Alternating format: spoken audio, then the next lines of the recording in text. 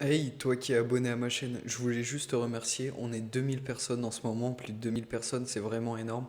Franchement, ça me donne de la force comme tu sais pas. J'adore vous faire des vidéos et j'essaye d'améliorer un peu mon contenu. Comme tu as vu, je fais un peu de montage. Dans cette vidéo, j'ai fait pas mal de montage. Pour autant, j'aurais dû en faire beaucoup plus.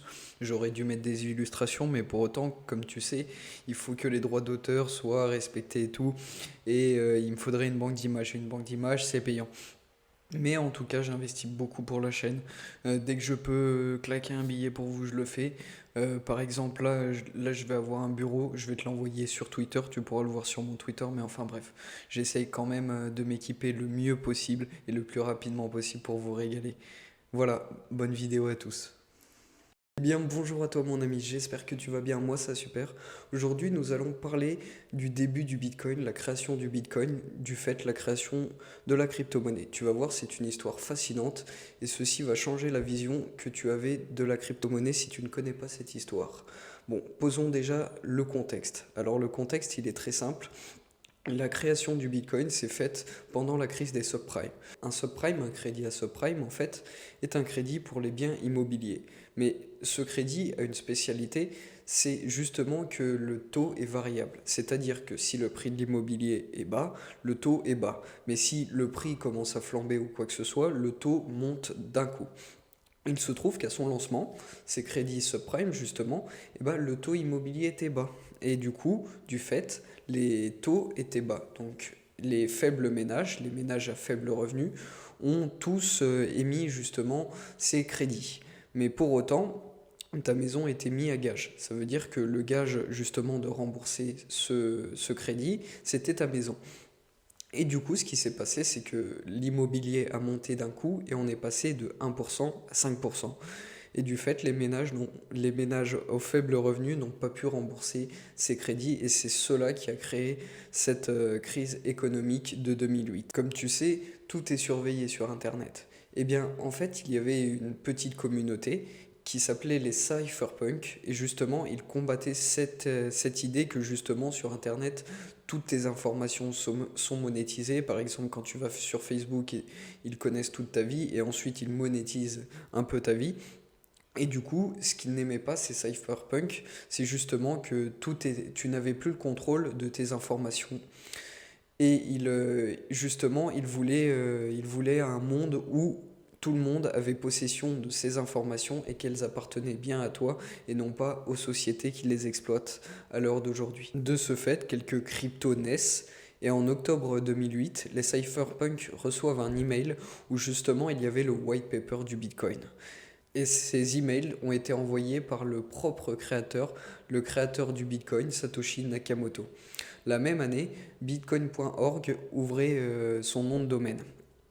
Encore à l'heure actuelle, on ne connaît pas l'identité de Satoshi Nakamoto. On ne sait pas si c'est un homme, si c'est une femme, si c'est plusieurs personnes. Bref, le créateur du Bitcoin s'est retiré au bout d'un moment et pour autant, on n'a jamais connu son identité. Alors oui, bien évidemment, il y a eu un monsieur qui justement, on a dit que c'était Satoshi Nakamoto. C'est le magazine Time qui a émis connaître Satoshi Nakamoto et cette personne s'est fait harceler pendant un moment et justement il a bien stipulé que ce n'était pas le créateur du Bitcoin, qu'il n'avait rien à voir avec la crypto-monnaie, que pour autant il ne connaissait rien à la crypto-monnaie.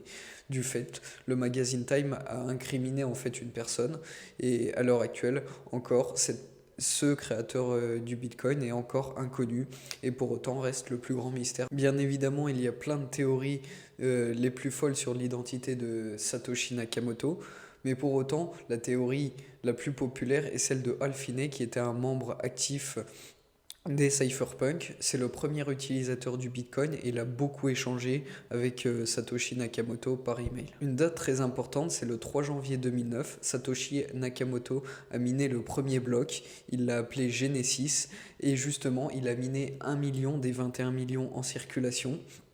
Et pour autant, à l'heure actuelle, encore ces 1 million sont encore sur un wallet et ne sont pas encore dépensés. À l'heure actuelle, il serait la 44e plus grosse fortune du monde, mais pour autant, Satoshi Nakamoto n'a jamais dépensé, n'a jamais voulu dépenser ces 1 million de Bitcoin.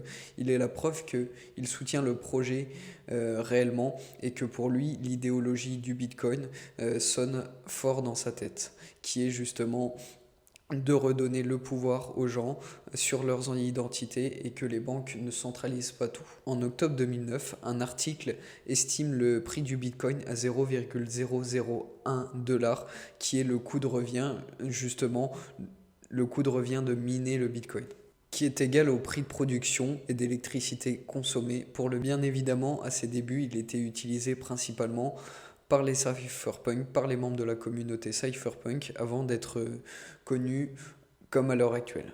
En 2010, Laszlo Heinek a mis sur un forum qu'il voulait acheter une pizza avec en Bitcoin. Et justement, un commerçant lui a répondu et lui a dit: allez, pas de souci, viens, je te fais 2 pizzas pour du Bitcoin. Et il les a achetées pour 10 000 Bitcoins. À l'heure actuelle, ça représente 500 millions de dollars. C'est la première transaction en Bitcoin et pour autant, les pizzas à l'heure actuelle vaudraient 500 millions de dollars. Pour les dates importantes du prix, en février 2011, il a atteint enfin la barre symbolique des 1 $.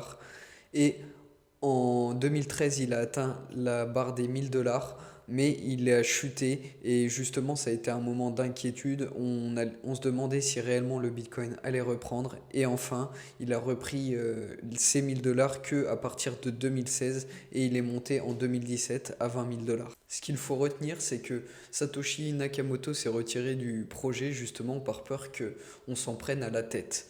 Alors, il a pensé que, en fait, en se retirant du projet, il n'y aurait plus de bouc émissaire. Le Bitcoin pourrait vivre car justement, il y a milliers d'ordinateurs en liaison et c'est difficile de s'en prendre à 1000 personnes et plus facile de s'en prendre à une personne. C'est pour cela qu'il s'est enlevé du projet. Et c'est justement pour ça que Satoshi Nakamoto a choisi d'être sur une blockchain et de marcher en proof of work pour que justement tout le monde puisse mettre son énergie dans le Bitcoin et que ce ne soit pas une personne qui tienne tout. Justement, c'est un peu une guerre entre la monnaie mondiale et la crypto-monnaie qui avait débuté. Encore à l'heure actuelle, les pays justement veulent créer des crypto-monnaies de l'euro, du dollar, justement pour avoir toutes les informations de tout le monde, savoir en détail et enlever le côté discret des monnaies de nos jours, du liquide. Si j'ai bien une source à te conseiller, c'est le reportage de Arte sur Satoshi Nakamoto. Tu verras, ça dure 1 heure. Si tu as du temps à consacrer à cette enquête, n'hésite pas à le faire car vraiment elle est très constructive et tu vas apprendre plein de choses. Tu auras bien évidemment le lien dans la description. Tous les liens que j'ai utilisés seront dans la description si tu veux faire tes propres recherches. J'espère que cette vidéo t'aura plu. N'hésite pas à me suivre sur tous mes réseaux sociaux, que ce soit YouTube ou bien Twitter. Je fais sur YouTube essentiellement de la crypto-monnaie, donc tu retrouveras des présentations crypto-monnaie, des tutos pour débutants, pour débuter au niveau de la crypto-monnaie, mais en tout cas, tu retrouveras plein de choses sur ma chaîne. N'hésite pas à nous rejoindre.